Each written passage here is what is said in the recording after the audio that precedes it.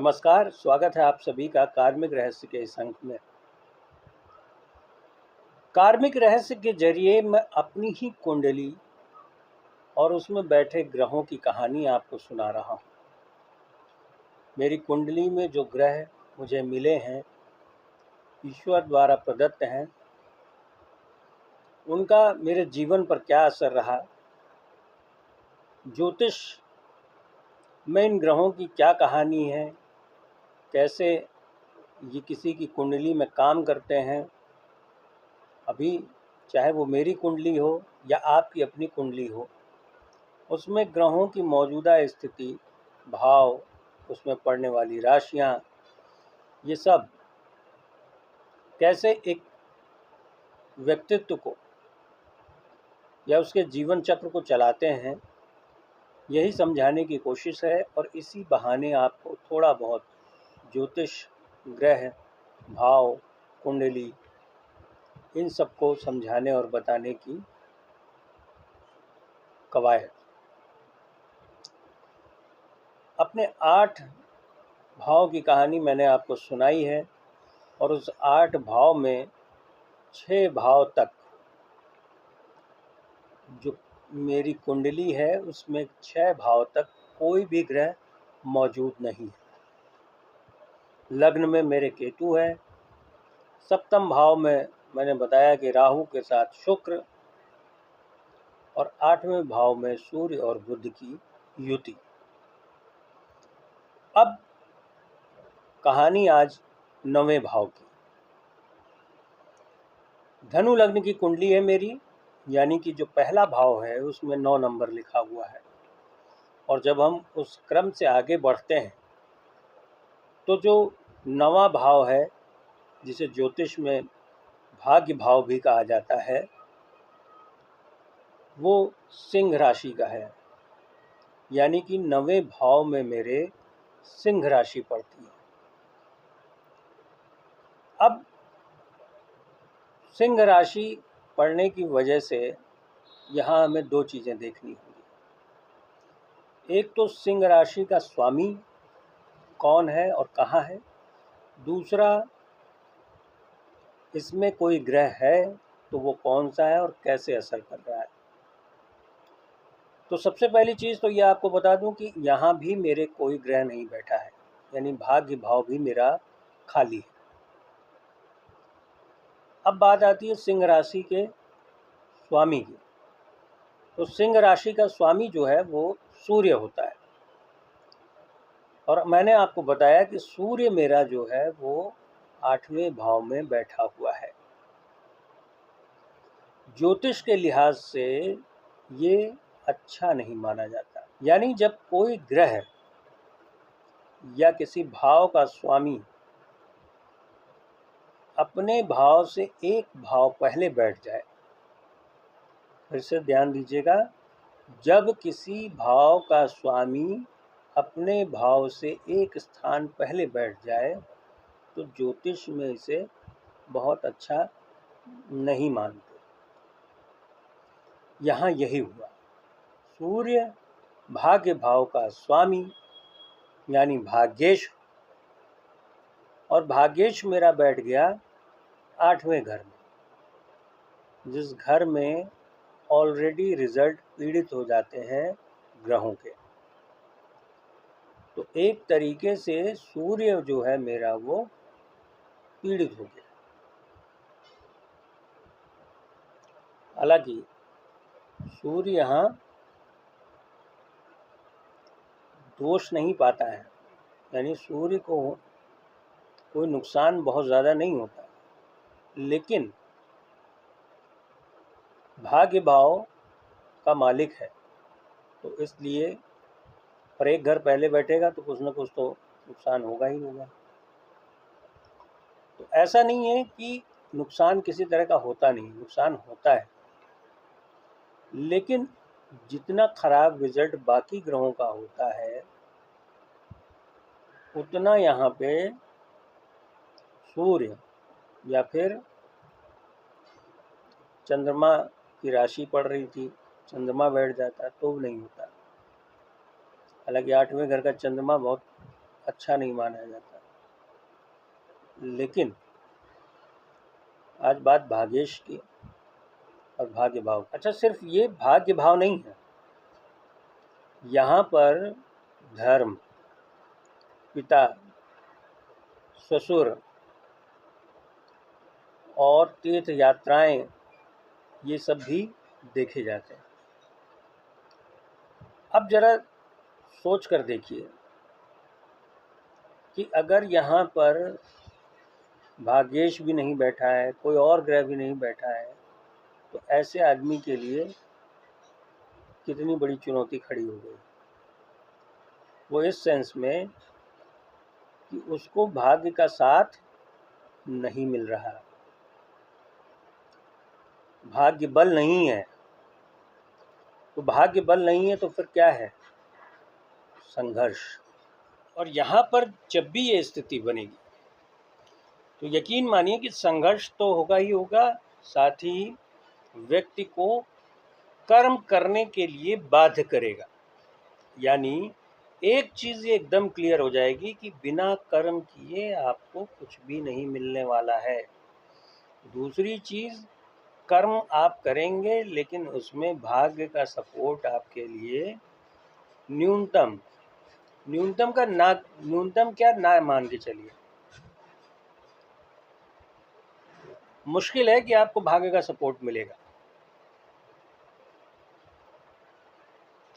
अब चूंकि सूर्य की राशि पड़ रही है, तो सूर्य की राशि पढ़ने से दो तीन चीज़ें और यहाँ पे लेकिन अच्छी हो जाएंगी। वो कैसे? वो ऐसे कि ऐसे व्यक्ति का पिता के साथ संबंध अच्छा होगा। क्यों? क्योंकि सूर्य जो है वो पिता का कारक होता है। तो पिता से संबंध अच्छे होंगे। बहुत अच्छे तब होते जब सूर्य खुद वहाँ बैठ जाता। तो वो जो एक होता है ना कि फ्रेंडशिप वाला या एकदम एक दूसरे पर जान छिड़कने वाला, उस तरीके का संबंध बन सकता था। लेकिन नहीं बैठने से कोई नुकसान इस तरीके का नहीं होगा कि जो एक आमतौर पर पिता से संबंधों में दूरी होती है या बहुत औपचारिक संबंध रह जाते हैं एक उम्र के बाद, वो चीज़ यहाँ कभी नहीं होगी, भावुकता रहेगी। और है, मेरे साथ है। मतलब मुझे ये कहने में हिचक नहीं है कि मेरे अपने माँ के लिए जितने इमोशन हैं उससे कहीं ज़्यादा अपने पिता के लिए। ये बात अलग है कि किसी और वजह से भी थोड़ा सा दूसरे ग्रह का एक सपोर्ट नहीं मिल रहा है, शनि का जिसमें कहें तो इस वजह से संबंध सीमित हो गए। लेकिन ये है कि माँ से ज़्यादा इमोशनल मैं अपने फादर के लिए। हो सकता है मेरी माँ को ये बात सुनने में थोड़ी सी अजीब भी लगे और अच्छी भी ना लगे, लेकिन फिर भी मुझे कहने में निसंकोच मैं कह रहा हूँ कि मेरे अपने पिता से इमोशनल कनेक्ट कहीं ज़्यादा है माँ के मुकाबले। मेरे अपने अंदर तो हैं, टू बी वेरी ऑनेस्ट। दूसरा, सूर्य की राशि पढ़ने से यह थोड़ी धार्मिकता, थोड़ी क्या ज़्यादा है। दूसरा, मुझे तीर्थ यात्राएं करना पसंद है, लेकिन उन जगहों की जहाँ भीड़ भाड़ ना होती है। आप मुझे बता दीजिए कि वहाँ कोने में एक मंदिर है, बहुत लोग आता जाता नहीं है कोई, मैं चला जाऊँगा, मुझे अच्छा लगेगा। उसकी एक वजह ये भी है कि केतु भी मेरे लग्न में है, तो थोड़ा भीड़ भाड़ से बचने की एक आदत है। और वैसे भी मुझे मतलब आप ऐसे घुमाइए कहीं और कहीं तीर्थ का ऑप्शन दे दीजिए तो शायद मैं तीर्थ यात्रा करना पसंद करूँगा। तो नवें भाव का जो पूरा खेल है वो कुछ इसी तरीके का है।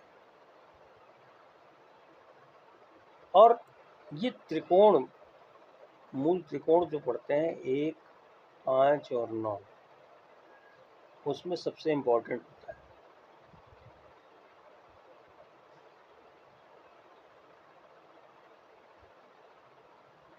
तो इसलिए 9वें भाव में कोई ग्रह न होने की वजह से भाग्य का साथ तो नहीं मिला। और हाँ, जब बात आती है कि भाग्य का सपोर्ट नहीं मिलता है, आपको कर्मठ कर्मयोगी बनना पड़ता है या अपने कर्म से ही सब कुछ करना होता है, तो ऐसे ही लोग जो है वो सेल्फ मेड होते हैं। जीवन में जब वो किसी मुकाम पे होते हैं, हालांकि मुझे भी अभी इंतज़ार है, मेरी अपनी यात्रा चल रही है, कब क्या होगा नहीं पता, ईश्वर जाने। लेकिन हाँ, ये है, विश्वास है, भरोसा है कि एक दिन कुछ अपने लिए जीवन में बड़ा कर जाऊंगा। और ये भरोसा और ये विश्वास जो है सिर्फ और सिर्फ करने से है, उस दिशा में करते रहने से। तो जो लोग बन चुके हैं या बन जाते हैं, वो कर्मयोगी या कर्मठी कहलाते हैं और सेल्फ मेड होते हैं। उनके लिए कोई क्लेम नहीं कर सकता है कि आपको भाग्य के बदौलत ये मिला है। भाग्य के बदौलत माँ बाप मिले हैं, अच्छे माँ बाप मिले हैं जिन्होंने इस लायक बनाया। भाग्य की बदौलत ईश्वर के प्रति श्रद्धा मिली है, ये ज्योतिष का ज्ञान मिला है, जिसकी वजह से आपसे बात हो पा रही है। तो आपको भी अपनी कुंडली में ये चेक करना होगा कि आपकी कुंडली में इस भाव में कौन सा नंबर लिखा है, उस नंबर का जो मालिक है यानी वो राशि स्वामी जो है वो कहाँ बैठा हुआ है, उस पर दृष्टि किसकी पड़ रही है, और 9वें भाव में और कौन से ग्रह वहाँ बैठे हुए हैं जिनके ज़रिए आपके जीवन में भाग्य दुर्भाग्य का खेल चल रहा है, या फिर आपके धार्मिक व्यवस्थाओं का आपसे ताल्लुक़ बना हुआ है, आपके अपने पिता से संबंध बने हुए हैं। ये सारी चीज़ें आपको इस भाव से पता चलती हैं।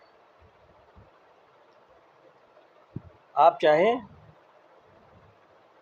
तो अपनी कुंडली में ये चेक कर सकते हैं।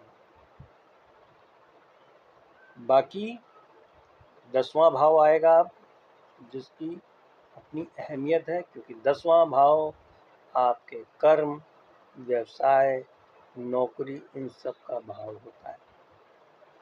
लेकिन 10वें भाव पर आने से पहले आपसे 9वें भाव के बारे में जानना है कि आपको ये 9वें भाव की व्याख्या, ये कंटेंट कैसा लगा। आप अपनी राय या अपने सुझाव को ज़रूर दें।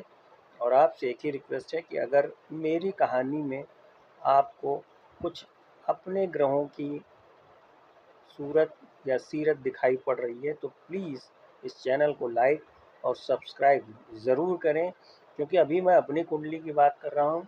इसके बाद मैं जनरल किस भाव में किस ग्रह बैठते हैं उनकी बात करूँगा और आपको आगे सफ़र को दूसरे ग्रहों के या दूसरी कुंडली के ज़रिए इस पोजीशन की, जिसमें अलग अलग राशियाँ पड़ती हैं, अलग अलग ग्रह पड़ते हैं, वो किस तरीके से अपना फल देते हैं ये बताऊंगा।